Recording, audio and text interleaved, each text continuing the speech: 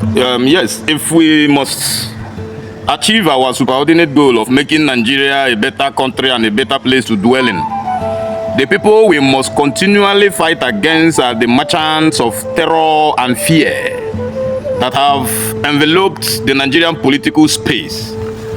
These are the Draculas that their only interest is to make sure that they take all our common good and then let the general public rot in tatters. These are men in political high and low places. I say high and low places because they are not the foot soldiers.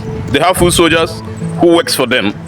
They are those who have the multifarious shapes, be it church member, people in the church, be it those that are in the traditional space, and then be it those that are members of occult groups. They hired assassins, all right? That if there is a dissident voice that is actually opposing to them or their opinion or their political interest, the only thing they always try to do is to eliminate such a person, take the person, wipe them out of the surface of the earth.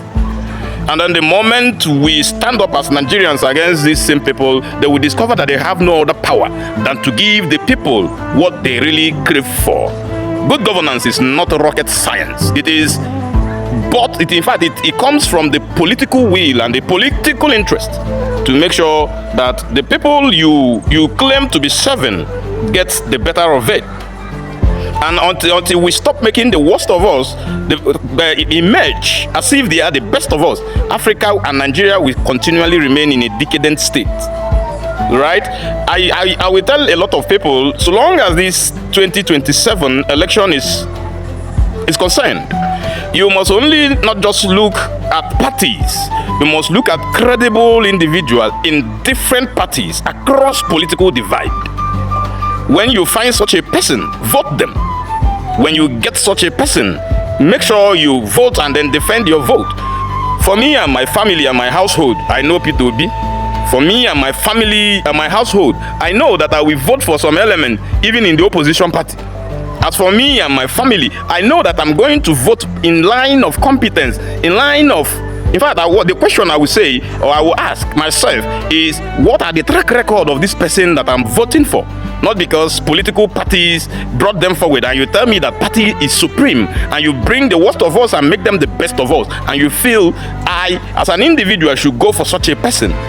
If in my own community I can actually clamor for the best to be in positions of authority, then how much more a country that, or in fact a local government that controls my community, a state that controls my local government, and a federal government that has a stranglehold upon my state?